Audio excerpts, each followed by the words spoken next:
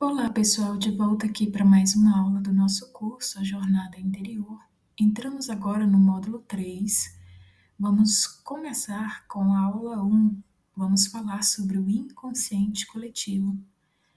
Antes disso, vamos recapitular o que nós já estudamos. Nós passamos pelo módulo 1, onde a gente teve ali um panorama geral sobre o eu interior, ou sobre aquilo que Jung chama de a totalidade da psique humana. Passamos também pelo complexo do eu, o chamado ego, passamos também pela persona, que é um outro complexo funcional, e também no módulo 2 nós vimos sobre a questão do inconsciente pessoal, o complexo funcional da sombra, os complexos autônomos de forma geral, e também a gente estudou sobre os complexos funcionais da ânima e do ânimos. E agora a gente entra no módulo 3, onde vamos iniciar com o assunto inconsciente coletivo, ou seja, vamos aprofundar um pouco mais, e depois a gente vai ver instintos e arquétipos, arquétipos e representações arquetípicas. Bom, aqui estamos no divisor porque nós vamos aprofundar mais. Vamos entrar numa camada mais profunda da psique humana, uma camada chamada inconsciente coletivo. E aqui no nosso mapinha eu circulei a área, que representa figurativamente o inconsciente coletivo. Bom, começamos com o que Jung fala no livro Arquétipos, o inconsciente coletivo. Uma camada mais ou menos superficial do inconsciente é indubitavelmente pessoal. Nós a denominamos inconsciente pessoal. Este, porém, repousa sobre uma camada mais profunda que já não tem sua origem em experiências ou aquisições pessoais, sendo inata. Esta camada mais profunda é o que chamamos inconsciente coletivo. Eu optei pelo termo coletivo pelo fato de o inconsciente não ser de natureza individual, mas universal, isto é, contrariamente à psique pessoal, ele possui conteúdos e modos de comportamento os quais são ingranuçáveis, ou mesmo em toda parte e em todos os indivíduos. Em outras palavras, são idênticos em todos os seres humanos, constituindo, portanto, um substrato psíquico comum de natureza psíquica suprapessoal que existe em cada indivíduo. Ou seja, Jung fala que essa camada mais profunda, ela é uma camada inata e que existe em todo ser humano. É um substrato psíquico comum de natureza psíquica suprapessoal, ou seja, que transcende ou ultrapassa a mera individuação, né? Ou seja, suprapessoal, ele engloba, por assim dizer, praticamente toda a humanidade. Bom, e aí, como eu gosto sempre de trazer uma forma didática da gente compreender cada vez melhor essa questão do inconsciente, dessa camada mais profunda da psique, eu trouxe aqui mais ou menos um desenho, né, que seria que essa reta aqui transversal, ou melhor dizendo, vertical, onde ela representaria mais ou menos o inconsciente. Então, a gente vê que quanto mais a gente desce nessa linha, nessa reta, tanto mais a gente vai desaguar, por assim, no inconsciente coletivo, numa camada realmente que onde tudo é, vamos dizer assim, é parecido, é igual, ou é onde estão os fundamentos da psique humana, desde os primórdios dos tempos. Outra forma também que eu achei legal de trazer, figurativamente falando, foi exemplificar o inconsciente como uma torre, né? Ou seja, aqui essa torre ela é bastante antiga, seria uma torre arcaica, por assim dizer. Mas continuando agora no livro A Natureza da Psique, Jung vai dizer: Porque o inconsciente coletivo não é, de maneira alguma, um ângulo obscuro, mas o poderoso depósito das experiências ancestrais acumuladas ao longo de milhões de anos, o eco dos acontecimentos pré-históricos, a qual cada século acrescenta uma parcela infinitamente pequena de variações e de diferenciações. Como o inconsciente é um depósito do processo cósmico que se espelha, em última análise, na estrutura do cérebro e do sistema nervoso simpático, ele constitui, em sua totalidade, uma espécie de imagem intemporal e como que eterna do mundo que se contrapõe na nossa visão consciente e momentânea do mundo. Ou seja, a visão, o ponto de vista do inconsciente coletivo, ele é bastante amplo, porque ele abarca as experiências ancestrais acumuladas ao longo de milhões de anos.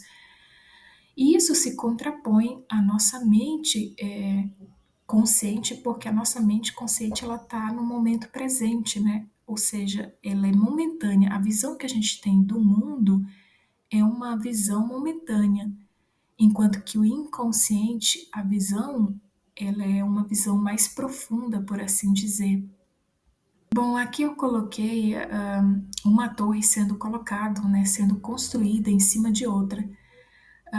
Porque eu imaginei dessa forma, né, quando ele fala assim, que o eco dos acontecimentos pré-históricos, a qual cada século acrescenta uma parcela infinitamente pequena de variações e de diferenciações, vão sendo acrescentada nesse depósito que é o inconsciente coletivo.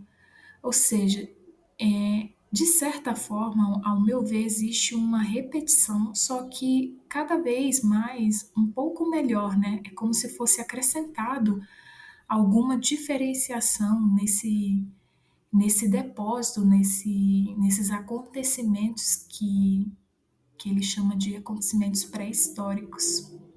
E aí então eu imaginei isso, né? Uma torre sendo construída em cima de outra, sempre em cima de um passado longínquo, mas ao mesmo tempo um passado tão presente, porque de qualquer forma a estrutura psíquica do ser humano ela vem desse inconsciente coletivo. Então, toda criança que nasce, ela tende a, vamos dizer assim, a partir de um pressuposto que já existe. Claro que existem pequenas diferenciações, como ele falou, né? Em outras palavras, ele significa nada menos de que um outro mundo, um mundo especular, se assim o quisermos. Mas, ao contrário da imagem especular, a imagem consciente possui uma energia própria, independente da consciência, energia graças à qual pode produzir efeitos psíquicos poderosos que não aparecem na superfície do mundo, mas influenciam-no tanto mais poderosamente a partir de dentro, a partir de nossas profundezas obscuras. Estes efeitos são invisíveis para aquele que não submete sua imagem momentânea do mundo a uma crítica adequada, e deste modo permanece oculto também a seus próprios olhos. Ou seja, aqui ele fala dessa visão de mundo que o ser humano tem, o indivíduo de hoje tem em relação ao mundo.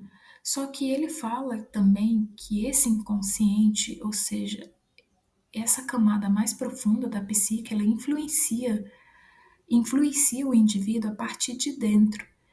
E às vezes essa visão que ele tem de mundo é uma visão ainda talvez dos antepassados, né? Não tão antepassados assim, mas da última geração que viveu.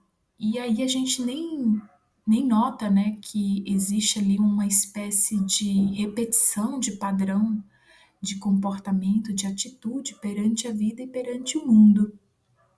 Eu considero o fato de o mundo ter não somente um exterior, mas também um interior e de ser não apenas visível exteriormente, mas agir soberanamente sobre nós em um presente intemporal, a partir dos recessos mais profundos e aparentemente mais subjetivos da alma, como um conhecimento que, apesar de ser uma sabedoria antiga, merece ser considerado sob esta forma como um fator novo no desenvolvimento de uma cosmovisão.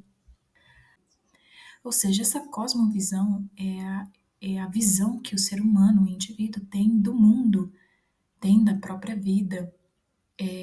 Muitas vezes essa cosmovisão, essa atitude para com o mundo, para com a vida, ela está muitas vezes contaminada por traumas do passado ou até por conclusões que o ser humano, o indivíduo, ele deduz, né? E essa conclusão às vezes vem dessas profundezas, né? Desses recessos mais profundos e aparentemente mais subjetivos da alma. Começamos, no entanto, a sentir as consequências deste atrofiamento da personalidade humana. Por toda parte se levanta o problema de uma cosmovisão, o problema do sentido da vida e do mundo. Mas se não queremos retrogradar, qualquer nova cosmovisão deve renunciar à superstição da sua validade objetiva e admitir que é apenas uma imagem que pintamos para deleite de nossa mente, e não um nome mágico com o qual tornamos presentes as coisas objetivas. A nossa cosmovisão não é para o mundo, mas para nós próprios. Se não formarmos uma imagem global do mundo, também não podemos ver-nos a nós próprios, que somos cópias fiéis deste mundo. Somente quando nos contemplamos no espelho da imagem que temos do mundo é que nos vemos de corpo inteiro. Ou seja, quando eu tenho uma cosmovisão, eu sei, pelo menos de forma subjetivamente, eu sei por que eu estou aqui nesse mundo, o que o mundo é, ou qual é a finalidade, o sentido da vida. Então eu consigo me ver por completo. Se eu não tenho essa cosmovisão, então eu não vou conseguir me ver de forma completa. É isso mais ou menos que Jung está falando. Só aparecemos na imagem que criamos, só aparecemos em plena luz e nos vemos inteiros e completos em nosso ato criativo. Nunca imprimiremos uma face no mundo que não seja nossa própria. Ou seja, a questão da cosmovisão não ser para as outras pessoas, mas ser para o seu próprio íntimo, para você poder lidar com a vida aqui, né? E devemos fazê-lo justamente para nos encontrarmos a nós próprios. Nunca estamos mais perto do segredo sublime de nossa origem do que quando nos conhecemos a nós próprios, que sempre pensamos já conhecer. Mas conhecemos melhor as profundezas do espaço do que as profundezas do nosso si mesmo, onde podemos escutar quase diretamente o palpitar da criação, embora sem entendê-la. Neste sentido, a psicologia analítica nos oferece novas possibilidades ao provar a existência de imagens fantásticas que surgem das profundezas obscuras da psique e nos permite conhecer os processos que se desenrolam no inconsciente. Os conteúdos do inconsciente coletivo são, como já foi visto, o resultado do funcionamento psíquico de toda a nossa ancestralidade. Em sua totalidade, eles compõem uma imagem natural do mundo, uma condensação de milhões de anos de experiência humana. E aí, novamente, eu para criar um desenho, né, uma figura didática para a gente compreender, eu imaginei o inconsciente coletivo como um poço profundo. E eu faço essas analogias um pouco de receio. Por quê?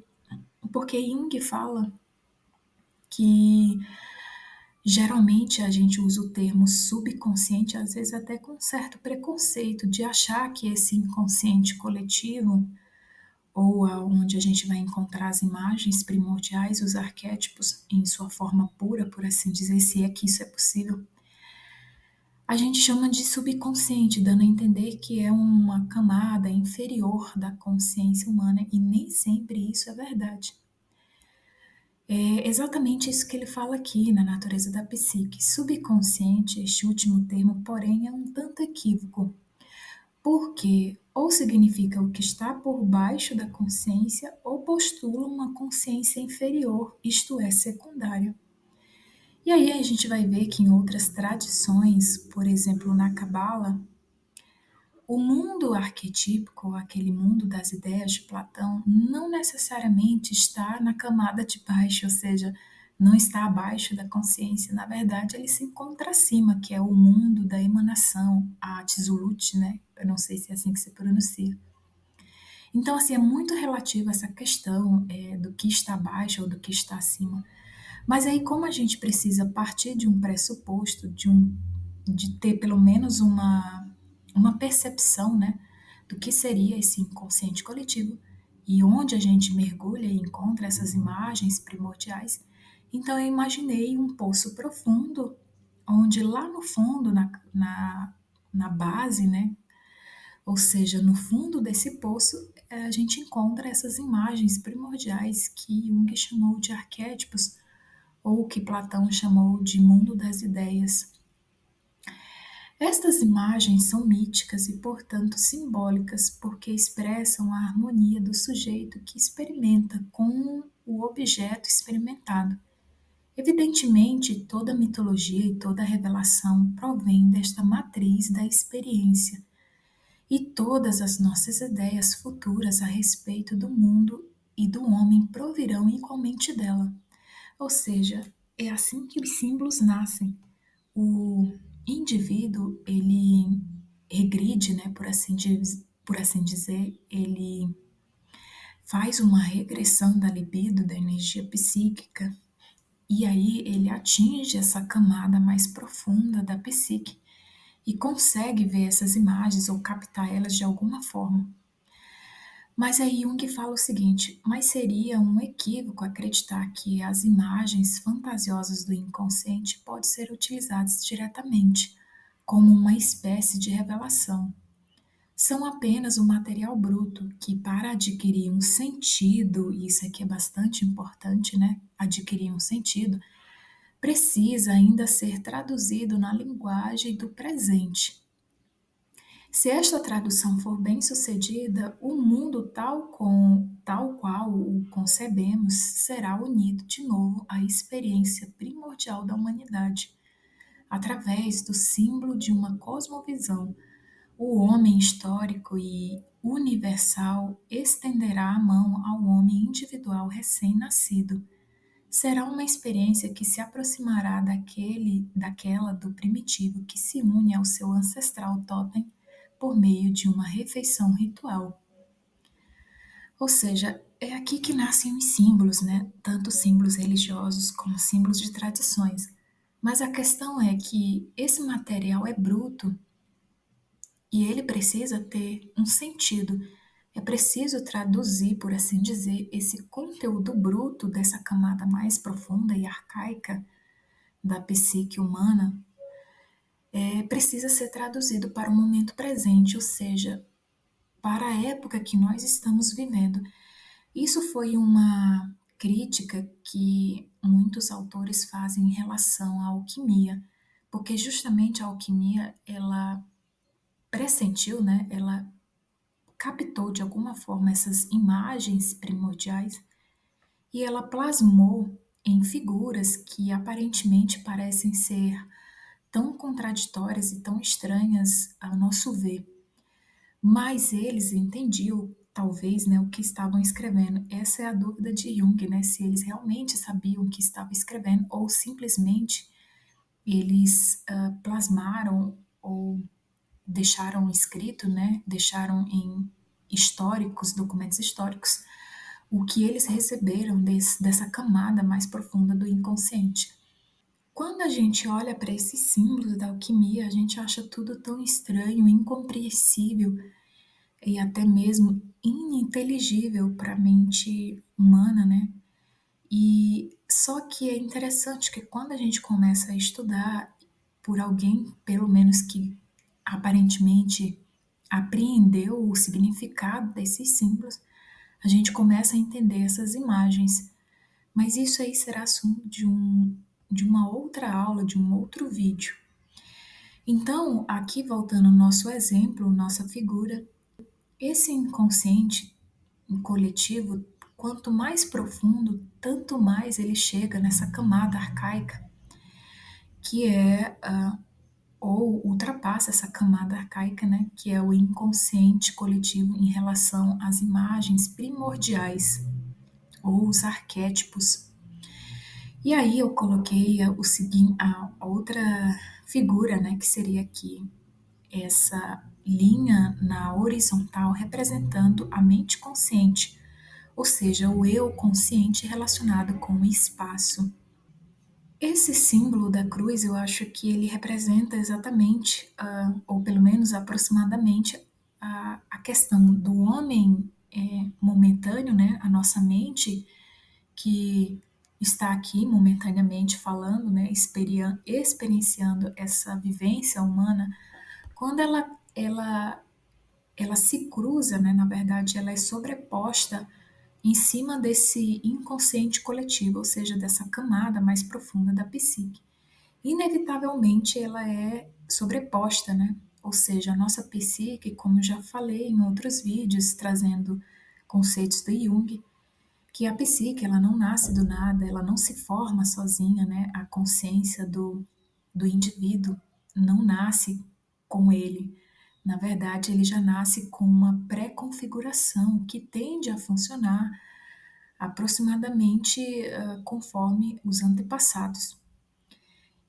E aí ele vai dizer o seguinte: sob esta luz, a psicologia analítica é uma reação contra uma racionalização exagerada da consciência, que na preocupação de produzir processos orientados se isola da natureza e assim priva o homem de sua história natural e o transpõe para um presente limitado racionalmente, que consiste em um curto espaço de tempo situado entre o nascimento e a morte.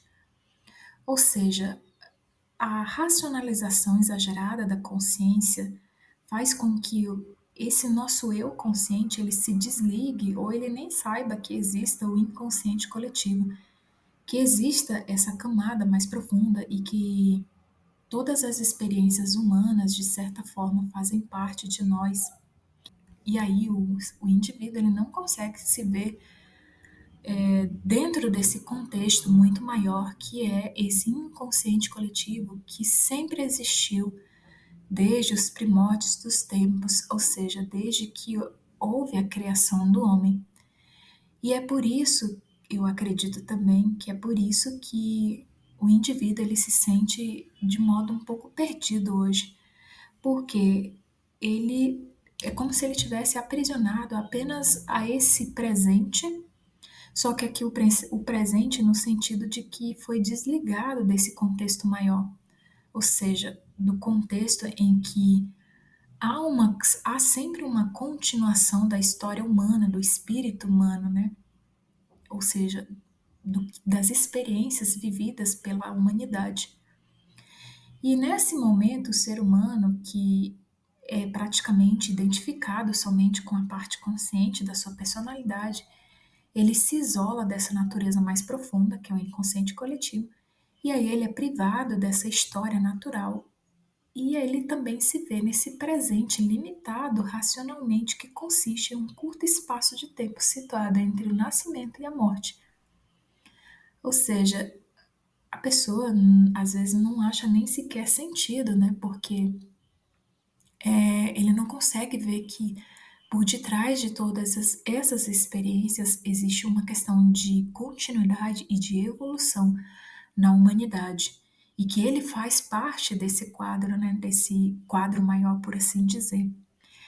E aí, continuando, esta limitação gera no indivíduo um sentimento de que é uma criatura aleatória e sem sentido, e esta sensação nos impede de viver a vida com aquela intensidade que ela exige para poder ser vivida em plenitude.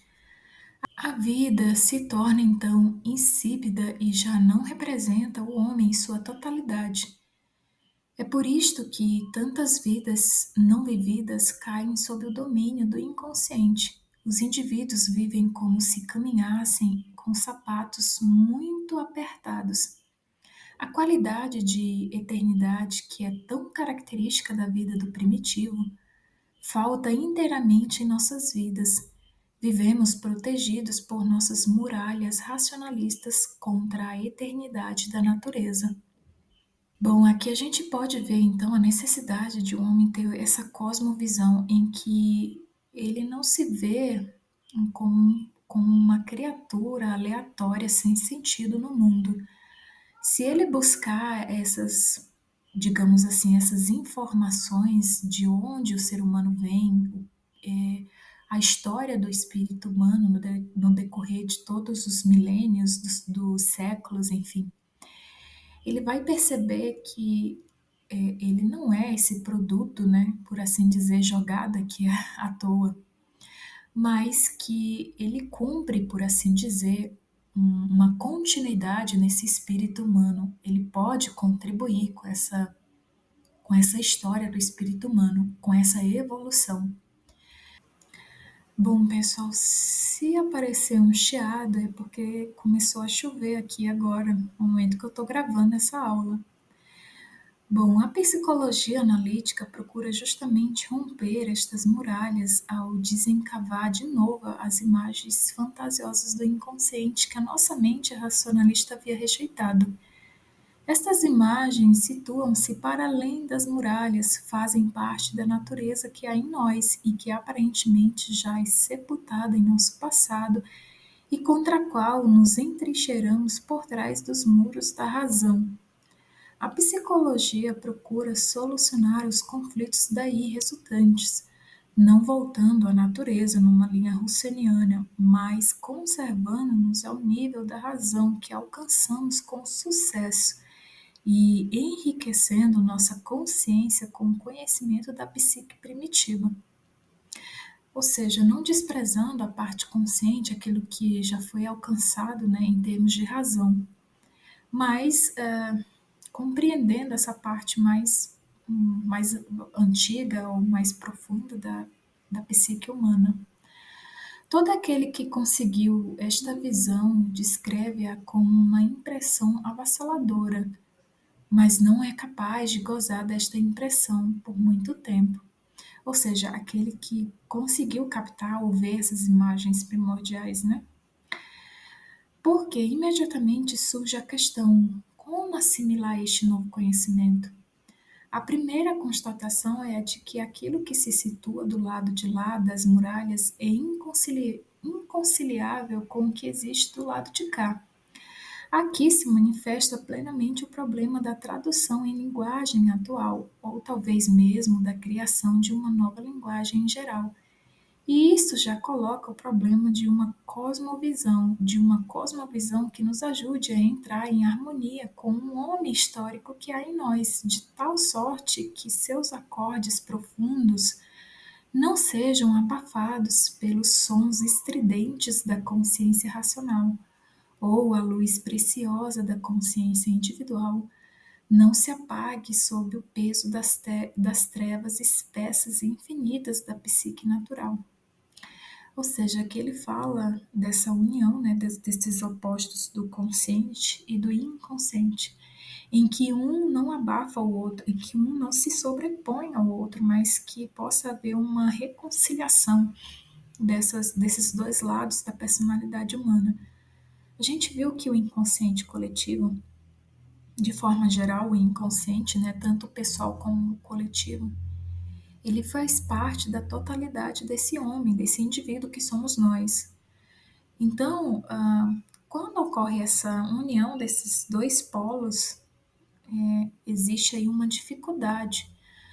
Essa dificuldade é que ele apresenta na forma da pessoa quando ela tem acesso a essas imagens primordiais, que ela se pergunta: "E agora, né? Como eu posso trazer isso para o mundo real, né? Para o mundo físico, material, para o mundo presente, algo lá do inconsciente coletivo?". Bom, e aí eu coloquei exatamente aqui, né, de novo a nossa figura aqui, que representa essa cruz, representa o homem, o indivíduo, porque ele faz tanto parte dessa profundidade que é o inconsciente coletivo, como também ele faz parte desse espaço, né, desse momento em que desse período de vida que nós temos aqui, temporariamente humanos, né, vivendo essas experiências humanas. E quando o indivíduo consegue fazer essa ligação ou essa união entre esses polos, existe aí a questão dele, como ele disse, de um indivíduo viver no presente intemporal. Esse presente intemporal é a inclusão dessa camada mais profunda, desse homem histórico que nós trazemos dentro de nós. Então, quando ele fala assim de uma cosmovisão que nos ajude a entrar em harmonia com o homem histórico que há em nós, de tal sorte que seus acordes profundos não sejam abafados pelos sons estridentes da consciência racional, ou seja, que o eu consciente não rechace ou não ignore essas manifestações do inconsciente, ou a luz preciosa da consciência individual não se apague sob o peso das trevas espessas e infinitas da psique natural, ou seja, que o inconsciente também não engula, por assim dizer, né, o eu consciente, porque o peso que o inconsciente coletivo tem é muito grande às vezes, né? E aí deve haver aqui um certo equilíbrio em que esses dois polos da personalidade humana, do homem total, do indivíduo total que ele é, possam coexistir juntos, cooperativamente, né, falando. Bom, aqui a gente vai falar sobre o inconsciente como matriz. A matriz aqui no sentido de é onde tudo emerge, né? Inclusive a própria consciência do ser humano, quando ele nasce, emerge dessa matriz que é o inconsciente coletivo. E aí tem um trecho bastante interessante do livro Arquétipos e Inconsciente Coletivo, em que Jung fala o seguinte: nosso inconsciente, porém, contém a água viva, o espírito que se tornou natureza e por isso está perturbado. Ou seja, que eu acho que tem a ver também com algumas tradições, né, que fala que o espírito está preso na matéria e que ele precisa ser libertado, no sentido de ser libertado aqui, de que ele precisa se tornar consciente, né, de si mesmo. Bom, o inconsciente coletivo é tudo menos um sistema pessoal encapsulado. É objetividade ampla como um mundo e aberta ao mundo. Eu sou o objeto de todos os sujeitos numa total inversão de minha consciência habitual, em que sempre sou o sujeito que tem objetos. Lá eu estou na mais direta ligação com o mundo, de forma que facilmente esqueço quem sou na realidade. Perdido em si mesmo é uma boa expressão para caracterizar esse estado. Este si mesmo, porém, é o mundo, ou melhor, um mundo se uma consciência pudesse vê-lo. Por isso devemos saber quem somos. Bom, aqui Jung está falando exatamente algumas características dessa camada mais profunda ou do contato que o indivíduo tem com esse inconsciente coletivo. Esse inconsciente coletivo ele é de uma objetividade ampla. Quando o indivíduo tem contato com essa parte da personalidade, acontece que ele ele se dissolve, a consciência corre o risco de ser dissolvida praticamente. Por isso que Jung fala assim: lá eu estou na mais direta ligação com o mundo. É onde não existe praticamente individuação. É onde tudo está misturado, ou seja, onde há uma inversão de fatores, onde o eu, o complexo do eu, é o objeto de todos os sujeitos, numa total inversão de minha consciência habitual, em que sempre sou o sujeito que tem objetos. Então aqui eu coloquei de forma figurativa, né, como que esse oceano profundo que é o inconsciente coletivo, as imagens primordiais, como se elas fossem, como aqui vou dar um exemplo, analogicamente falando, como se elas fossem consciências em que o sujeito é o objeto dessas consciências. Então, a gente vai conversar sobre isso nos próximos slides. Existe até um perigo muito grande, né, do indivíduo em contato com esse inconsciente mais profundo, ele ser dissolvido, a consciência do eu. Mal o inconsciente nos toca e já o somos, na medida em que nos tornamos inconscientes de nós mesmos. Este é o perigo originário que o homem primitivo conhece instintivamente, por estar ainda tão próximo deste pleroma e que é objeto de seu pavor. Sua consciência ainda é insegura e se sustenta sobre pés vacilantes.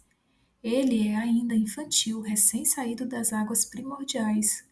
Uma onda do inconsciente pode facilmente arrebatá-lo e ele se esquecer de quem era, fazendo coisas nas quais não se reconhece. Por isso, os primitivos temem os afetos, ou seja, as emoções descontroladas, pois pois neles a consciência submerge com facilidade, dando espaço à possessão. Bom, é interessante, pessoal, que o símbolo do inconsciente seja a água, né? Ou seja, essas águas agitadas do inconsciente, porque as águas também elas representam essas emoções, ou seja, esses afetos incontroláveis. São emoções, afetos que não foram desenvolvidos na humanidade e que permanecem em seu estado original, como a gente já viu nas aulas anteriores. Por isso que o primitivo ele tem medo de ser arrebatado pelo inconsciente, né? Jung fala que quando chega a noite, na verdade, de tardezinha, né, para a noite, assim, eles sentem um medo muito tremendo em relação a exatamente porque a noite ela representa esse obscuro em que o ser humano ele pode perder a alma dele, né?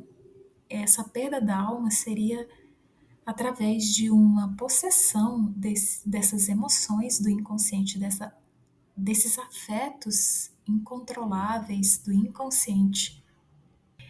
E é interessante porque é justamente as águas que representam as nossas emoções. E muitas das nossas emoções sequer foram desenvolvidas, pertencem àquela parte da nossa personalidade inferior que não recebeu totalmente a atenção, que não foi desenvolvida como a função principal da psique, como a gente viu nas aulas anteriores. Bom, aqui a gente pode ver, a gente vai entrar agora num campo em que o inconsciente coletivo ele é explicado em termos mitológicos. Por exemplo, na luta do herói contra o dragão. O dragão aqui representa exatamente esse inconsciente coletivo, em que o sujeito, quando tem contato com o inconsciente coletivo, ele pode ser tragado, ou seja, ele pode ter a consciência do eu dissolvida pelo inconsciente. Como Jung falou, quando temos contato com essa parte profunda, é como se nós esquecêssemos de nós mesmos. É como se nós esquecêssemos de quem somos e, e surgem dúvidas, muitas dúvidas. O dragão, isto é, a serpente, representa a inconsciência primordial, pois este animal, como dizem os alquimistas, gosta de permanecer em cavernas tenebrosas. Esta inconsciência deve ser sacrificada. Bom, aqui eu queria abrir um parênteses, porque que ele fala, né, que essa inconsciência deve ser sacrificada e que é representada pela luta, né, do herói contra o dragão, que ele precisa matar esse dragão. Matar aqui é simbolicamente, né, falando de que essa inconsciência, quando o indivíduo tem contato com essas imagens primordiais, ele não pode, por assim dizer, ficar preso nas imagens. Ele tem que buscar o significado, o sentido dessas imagens e trazer para o momento presente. Porque essas imagens primordiais, elas contêm muita carga afetiva, carga emocional.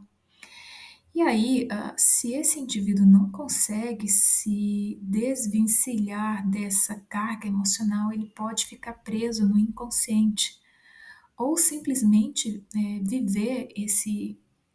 viver o inconsciente coletivo de forma talvez assim, não da forma correta, né, se é que existe isso, mas assim, o que eu quero dizer é que ele pode trazer esse inconsciente arcaico para o momento presente e viver ele novamente, viver o momento arcaico. E essa não é a ideia é que o consciente e o inconsciente eles possam viver harmonicamente juntos, cooperando um com o outro.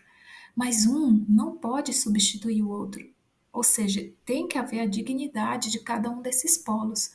Tanto o eu racional consciente não pode sufocar ou querer usurpar o inconsciente, da mesma forma o inconsciente não pode também se sobrepor ao eu consciente, de forma que esse ser humano ele retroceda, ou seja, ele viva de forma arcaica, devido a essa carga emotiva que cai sobre ele quando ele tem contato com essa parte mais profunda da psique.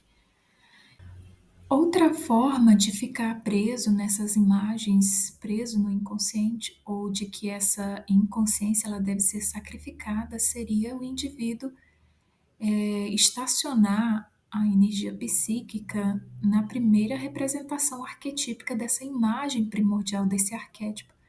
Como a gente tratou na imago materna, né, na imago da mãe, que a mãe física, ou seja, a primeira representação arquetípica, que é a mãe física, a mãe material, né, o ser pessoal físico, ele é o primeiro receptáculo dessa imagem primordial da imago materna. Então, o ser humano pode ficar preso nessa primeira representação, ou na segunda representação, que seria a questão da ânima, né? A ânima como companheira e não como a ânima como a mãe, como a gente já estudou nas aulas anteriores.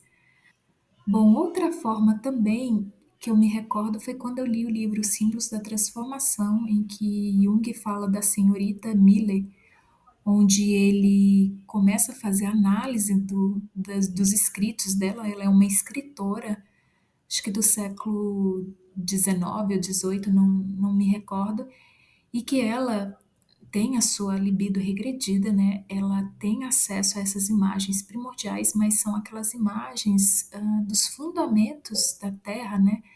Ou seja, de um criador, são aquelas primeiras imagens.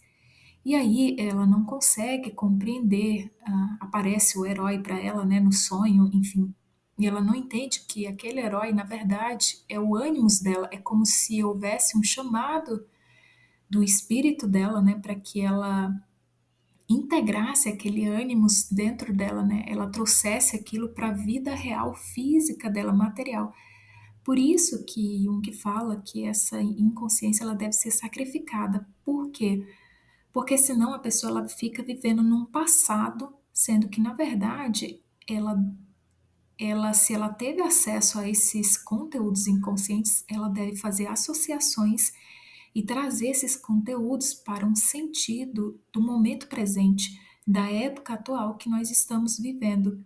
Porque senão, nada acontece. É como se esse tesouro, a pessoa tivesse acesso ao tesouro, mas ela não soubesse o que fazer com ele. E às vezes talvez nem soubesse que era um tesouro. Então, existe essas questões também. Bom, continuando, só então poder-se-á encontrar a entrada para a cabeça, isto é, para o conhecimento consciente. Aqui ocorre de novo a luta universal do herói contra o dragão, em que cada vitória o sol nasce, isto é, a consciência se ilumina e constata, como diz Zósimo, que o processo de transformação se dá no interior do templo, ou melhor, na cabeça. Na realidade, é o homem interior apresentado como homúnculos que percorre as etapas da transformação do cobre passando pela prata até o ouro. Tais etapas correspondem a uma gradual valorização. Aqui só contextualizando, pessoal, essa parte final em que ele fala sobre esses processos de transformações, essas etapas, tem a ver com a alquimia, ou seja, são os processos, as fases da alquimia, dessa transformação que ocorre dentro do homem. Ou seja, ele traz aqui uma visão de Zósimo, que foi um alquimista, na verdade, gnóstico, em que ele teve uma visão, e ele conta essa visão no livro, né? Detalhadamente sobre as fases da alquimia, em que o ser humano ele é mergulhado, né, por assim dizer, nesse inconsciente, e aí ele passa por essas fases que nada mais são do que trazendo a luz da consciência, trazendo esse mundo mais obscuro, de forma que há uma renovação na personalidade do indivíduo, né? Quando ele consegue fazer essas associações, trazer para o conhecimento, né, um conhecimento consciente dessas imagens para o momento presente, consegue integrar esses dois polos opostos da personalidade humana. Bom, a meu ver, eu vejo como que essas experiências do inconsciente, essas manifestações arquetípicas ou padrões de comportamentos do inconsciente coletivo, é como se a gente precisasse compreender o que esses arquétipos eles querem dizer para o momento presente, né? Ou seja, o que eles significam nessa totalidade do indivíduo, que é o indivíduo, né, em si, ou o que é esse si mesmo, né, ser essa totalidade humana que é tão presente e é tão buscada em tantas tradições. Temos seguramente de percorrer o caminho da água, que sempre tende a descer, se quisermos resgatar o tesouro, a preciosa herança do Pai. No hino gnóstico à alma, o filho é enviado pelos pais à procura da pérola perdida que caíra da coroa real do pai. Ela jaz no fundo de um poço profundo, guardada por um dragão, na terra dos egípcios, mundo de concupiscência e embriaguez com todas suas riquezas físicas e espirituais. O filho e herdeiro parte à procura da joia e se esquece de si mesmo e de sua tarefa na orgia dos prazeres mundanos dos egípcios, até que uma carta do pai o lembra do seu dever. Ele põe-se então a caminho em direção à água e mergulha nas profundezas sombrias do poço, em cujo fundo encontra a pérola, para oferecê-la então à suprema divindade. Este hino, atribuído a Bardesânias, data de uma época em que muitos aspectos se assemelham à nossa. A humanidade estava à procura e à espera, e foi o peixe, tirado do profundo, da fonte que se tornou o símbolo do Salvador, portador da cura. Ao escrever essas linhas, recebi uma carta de Vancouver de alguém que eu não conhecia. O remetente, intrigado com seus sonhos que giravam sempre em torno do tema da água, escreve: praticamente sempre que sonho com água, estou tomando banho ou a privada transborda, ou um cano se rompe, ou ainda minha casa é arrastada pelas águas, ou vejo como um conhecido está prestes a se afogar, ou tento sair da água, ou vou tomar banho, a banheira transborda.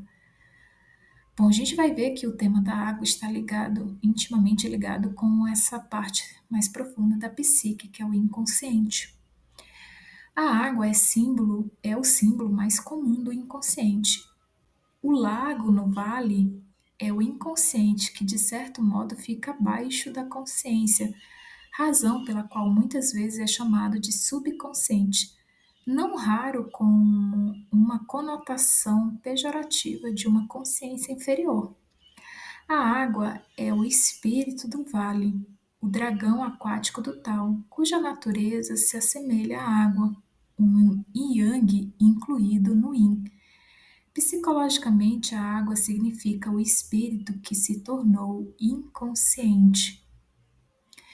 Bom, aqui vamos falar um pouco sobre o mito do herói. Uma vez que o incesto se dá a conselho dos filósofos, a morte do filho do rei é algo de desagradável e perigoso. A consciência coloca-se numa situação perigosa pela descida ao inconsciente. Aparentemente, é como se ela se extinguisse. A situação é a do herói dos primórdios devorado pelo dragão, ou seja, aquilo que eu falei, né, do inconsciente se sobrepor ao consciente e acabar que dissolvendo, né, o complexo do eu.